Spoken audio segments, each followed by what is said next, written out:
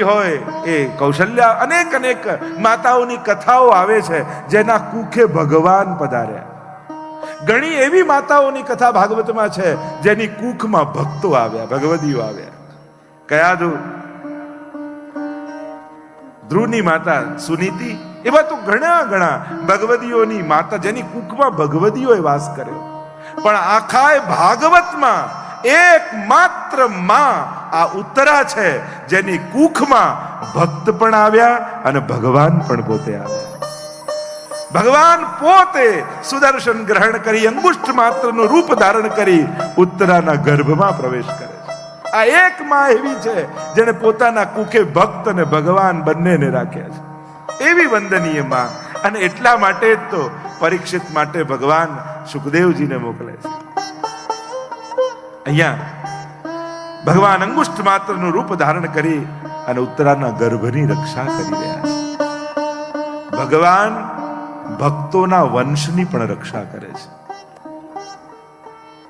ઘણી વાર આપણને એમ લાગે કે આ જન્મમાં આપણે તો કાંઈ એવું કર્યું નથી કે ભગવાન આટલું સુખ આપણને જીવનમાં આપે. ત્યારે માનજો, અત્યારે મારા કર્મોનું મને ફળ નથી મળી રહ્યું. મારા પૂર્વજો જે ભક્તિ કરી ગયા ને એનું ફળ હું ભોગવી રહ્યો છું.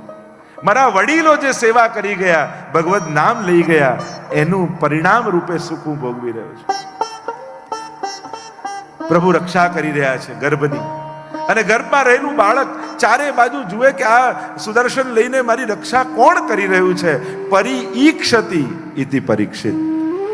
જે ચારે તરફ પરમાત્માને જુએ છે એ જ પરીક્ષિત છે. પરીક્ષિતનો જન્મ થયો છે, ભગવાને ગર્ભની રક્ષા કરી. કુંતાજીને ખબર પડી કે પ્રભુએ પાંડવોના વંશની રક્ષા કરી. પ્રભુ કહેવા લાગ્યા, આટલા સમયથી હું અહીંયા છું, હવે મારે દ્વારિકા જવું છે. બધા જ પાંડવો આગ્રહ કરી કરીને રોકવાની કોશિશ કરે છે, પણ પ્રભુ કહે ના, હવે તો મારે જવું જ છે દ્વારિકા. અને પ્રભુ જવા માટે તૈયાર થયા. એટલામાં દૂરથી કોઈ શ્વેત સાડી પહેરીને આવતી એક સ્ત્રી દેખાઈ. જ્યાં નિકટ આવ્યા, પ્રભુએ જોયું આ તો કુંતા ફોઈ છે, કુંતાજી છે. પ્રભુ તુરંત નિકટ ગયા અને કુંતાજી પ્રભુના ચરણોનો સ્પર્શ કરવા ગયા. અને પ્રભુ બે ડગલા પાછળ ખસી ગયા. અરે તમે તો ફોઈ છો મારા. માં, માસી અને ફોઈ આ ત્રણેય સમાન આદરણીય કહેવાય. તમે મને પગે લાગો છો? અને સ્તુતિ કરતા કુંતાજી બોલ્યા, પ્રભુ આપને નમસ્કાર છે. અરે આપ વડીલ છો, આપ મોટા છો, મારે આપને પગે લાગવું જોઈએ, આપ મને કેમ લાગો છો? કારણ કે આપ પુરુષ છો. અરે ફોઈ, એ તો તમે જાણો જ છો. સાધારણ નહીં, ત્વમેવ આદ્યમ પુરુષ. આપ તો આદિ પુરુષ છો. કહ્યું આદિ પુરુષ તો બ્રહ્માજી છે. શું બ્રહ્મા છું? પ્રકૃતે પરમ. આપ તો પ્રકૃતિને પર છો. કારણ કે બ્રહ્માજી પણ પ્રકૃતિને આધીન છે. એટલે જ ભગવાન મહાદેવ અને વિષ્ણુ એ ઈશ્વર કોટીમાં આવે અને બ્રહ્માજી જીવ કોટીમાં મૂકવામાં આવે છે. એટલે જ જોજો, વિષ્ણુ અને મહાદેવજીનું આરાધન અને પૂજન બધે દેખાશે, બ્રહ્માજીનું આરાધન નહીં દેખાય. કારણ કે જ્યારે પ્રલય થાય છે અને ભગવાન પ્રલય કરીને સૃષ્ટિનું વિસર્જન કરે છે, ત્યારે બ્રહ્માજીનો પણ લય થઈ જાય છે. અને ફરી સૃષ્ટિનું સર્જન કરે ત્યારે ભગવાનની નાભીમાંથી કમળ અને કમળમાંથી ફરી બ્રહ્માજીનું પ્રાગટ્ય થાય છે. એટલે બ્રહ્માજી શાશ્વત નથી. અને એટલે કહ્યું પ્રકૃતે પરમ, એવી પ્રકૃતિને આધીન છે. કારણ કે સૃષ્ટિનું સર્જન થાય ત્યારે બ્રહ્માજીનું સર્જન થાય છે. આપ તો પ્રકૃતિને પર છો. આપ તો ઘટઘટનું જોનારા છો. જેમ એક અબૂધ વ્યક્તિ કોઈ નાટક જોવા માટે જાય અને નાટક જોવા જાય અને ત્યાં કોઈને રડતો જુએ અને અબૂધ વ્યક્તિ એટલો આત્મસાત પોતાને કરી લે કે એને રડતો જોઈને પોતે રડવા લાગે. એમ પ્રભુ આપ પણ એવા નાટક કરો છો ને કે અમે પણ આપને સાધારણ મનુષ્ય માની લઈએ છીએ. લોકવત્તુ લીલા કૈવલ્યમ, એ રીતે નાટક કરો. કહેવાય છે નાટક જે ટકે નહીં એ જ નાટક.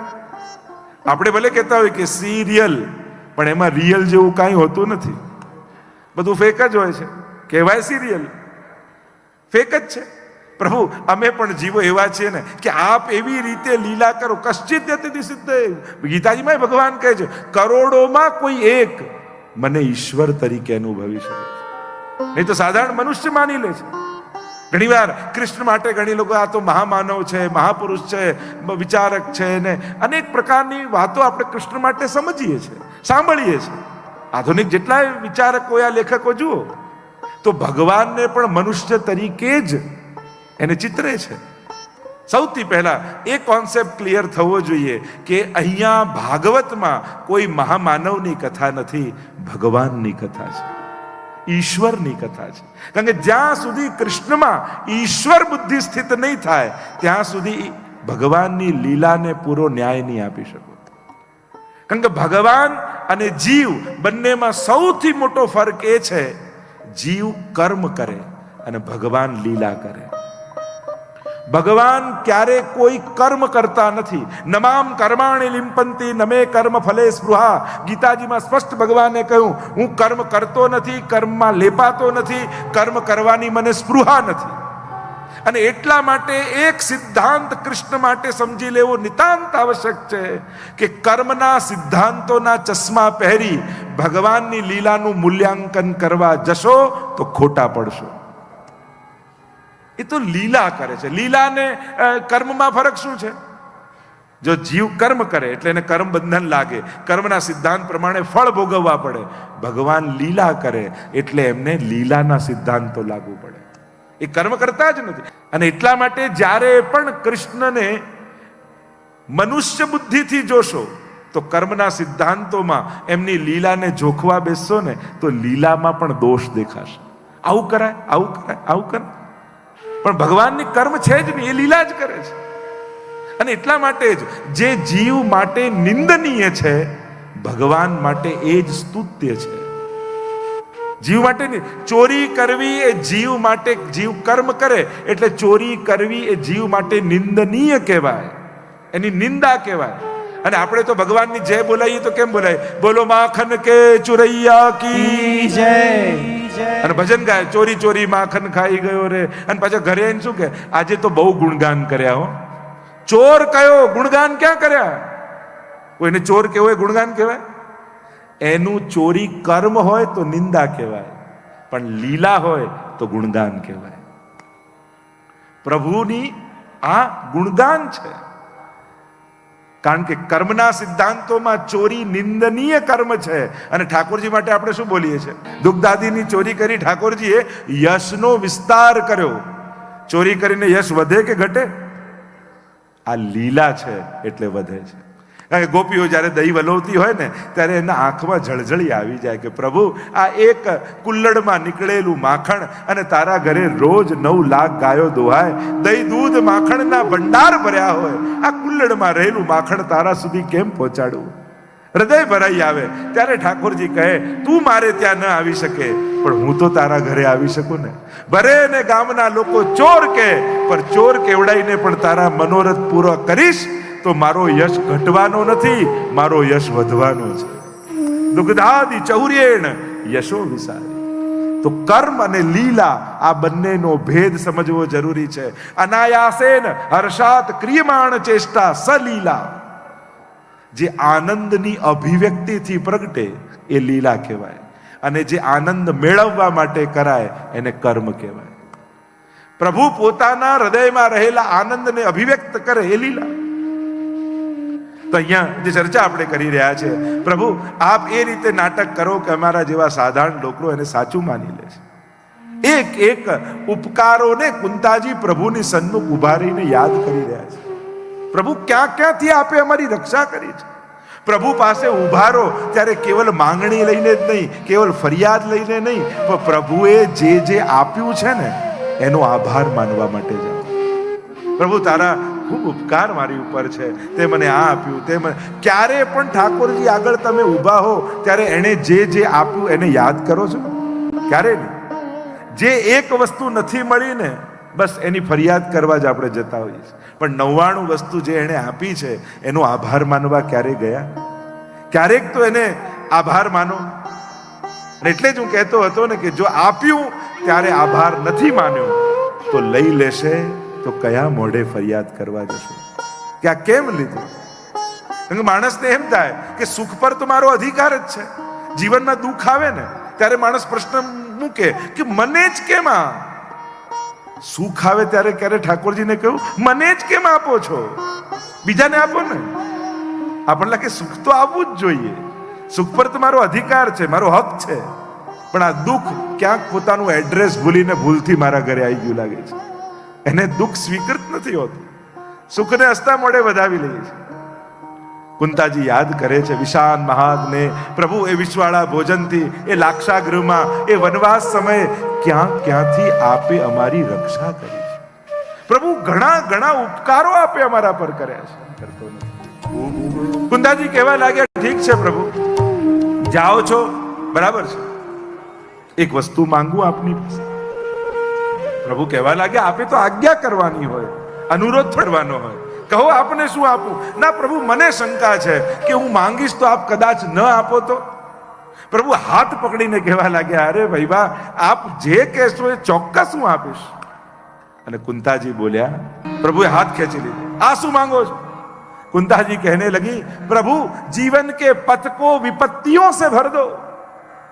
तो प्रभु कहे आखी दुनिया मारी पासे सुख मांगे, आप संकट केम मांगो છો. કુંતાજી કહેવા લાગ્યા જ્યારે સુખ આવ્યું તો હવે આપ છોડીને જવાની વાત કરો છો, સંકટ હતું ત્યારે આપ અમારી જોડે ને જોડે હતા. પ્રભુ એક વસ્તુ સમજી લો, અમારા જેવા ભક્તો માટે આપની બાદબાકી કર્યા પછી આ સંસાર કોઈ સુખદાયક રહેતું નથી. જેમાં આપ નથી ત્યાં અમારું સુખ નથી. તુલસીદાસજી પણ માનસમાં કહે છે ને હનુમાનજી, પ્રભુ ડગલે ને પગલે જીવનના માર્ગને સંકટોથી ભરી દો, કારણ કે સંકટમાં આપ અમારી સાથે હો છો. અને સંસારમાં તમે ગમે તેટલું ભેગું કરો એ બધું જ મીંડા જેવું જ છે, કારણ કે આગળ એકડો એ ઠાકોરજી છે. એકડો લાગે તો દરેક શૂન્યની કિંમત થઈ જાય. એકડો હટાવી દો તો પછી ગુણાકાર કરો, વત્તાકાર, ભાગાકાર કરો, એ શૂન્ય જ રહે. પ્રભુ વગરનો સંસાર એ તો વરરાજા વગરની જાન જેવું છે. એક જગ્યાએ બારાત નીકળતી હતી, 1000 હાથી ને 1000 ઘોડા ને 10,000 બારાતી ને ખૂબ બેન્ડ બાજા ભેગા કર્યા, પણ ઉતાવળમાં આખી બારાત નીકળી તો ખરા, પણ ઉતાવળમાં વરરાજાને જ લેવાનું ભૂલી ગયા. તો લોકો હાથીને હાર પહેરાવશે, ઘોડાને હાર પહેરાવશે, એ લોકો તો પાછા મોકલશે, જાઓ વરરાજા લાવ તો તમારું સ્વાગત થાય. એમ જ જીવનમાં બધું ભેગું કર્યું એ ભાર છે. જો ભગવાન નથી તો એ બધો જ ભાર છે. અને જેટલો ભાર બાંધીને કૂદશો સાગરમાં તો વહેલા ડૂબી જશો. આ ભવસાગરમાં ડૂબવાની સંભાવનાઓ વધી જશે. પ્રભુને ધરેશો તો બધું જ ઉદ્ધારક બની જશે. પ્રભુ સંકટ એટલા માટે માંગુ છું કારણ કે જીવનમાં સુખ આવે ને તો સંસાર વધી જાય છે. સુખના સમયે સંસાર વધી જાય. દૂર દૂરના સગાઓ પણ સુખી માણસ પાસે આવીને, અમારે તો બહુ નજીકના સગા, અમારે તો સીધા સગા, અમારે તો બહુ આત્મીયતાનો સંબંધ, બધા સગા થવા આવે સુખીના. પ્રભુ સંસારને છોડવાની તાકાત અમારામાં નથી. અને સુખ આવે છે ને ત્યારે સંસાર વધી જાય છે. દુઃખ એટલા માટે માંગુ છું કારણ કે સંસાર છોડવાની તાકાત અમારામાં નથી, પણ દુઃખ આવશે ને તો અમારે સંસાર નહીં છોડવો પડે, સંસાર જ અમને છોડીને જતો રહેશે. અને એટલા માટે અમારી ભક્તિમાં કોઈ વિઘ્ન નહીં આવે, કોઈ બંધન નહીં આવે. પ્રભુ કહેવા લાગ્યા પણ દુઃખ કેમ આપી શકું, હું તો સુખનો દાતા છું. કુંતાજી કહેવા લાગ્યા દરેક સ્ત્રી 2 જગ્યાએ બંધાયેલી હોય છે, પિતા પક્ષમાં અને પતિ પક્ષમાં. પાંડુ શું, વૃષ્ણિ શું, પણ હું 3 જગ્યાએ બંધાયેલી છું. પાંડુમાં, વૃષ્ણિ કુળમાં, અને મારું ત્રીજું બંધન આપની સાથે છે. પ્રભુ એમ કરો, બંને હાથમાં ખુલ્લી તલવાર લઈ લો, ખડગ લઈ લો, અને મારા બંને લૌકિક બંધનો કાપી નાખો, જેથી મારું કેવલ બ્રહ્મ સંબંધ બાકી રહી જાય અને બાકી બધા સંસારના સંબંધો સમાપ્ત થઈ જાય. કુંતાજી સ્તુતિ કરતા પ્રભુ કહેવા લાગ્યા કે મારે તો હવે દ્વારિકા જવું છે. આટલા સમયથી હું હસ્તિનાપુર છું. પ્રભુ પોતાના મિત્રતા અને પોતાનો સંબંધ નિભાવવા માટે કેટલા વર્ષો સુધી હસ્તિનાપુર રહ્યા છે. અહીંયા પ્રભુ તો હટ પકડીને બેઠા છે કે હવે હું દ્વારિકા જાઉં છું. અને જ્યાં રથ ઉપર સવાર થયા એટલામાં એક દૂત દોડતો દોડતો આવ્યો, મહારાજ ઉભા રહો, ઉભા રહો. શું છે? પ્રભુ આપે કોઈને વચન આપ્યું છે અને વચન નિભાવ્યા વગર આપ જઈ ન શકો. અને પ્રભુને કંઈક યાદ આવ્યું ને રથ પરથી નીચે ઉતરી ગયા.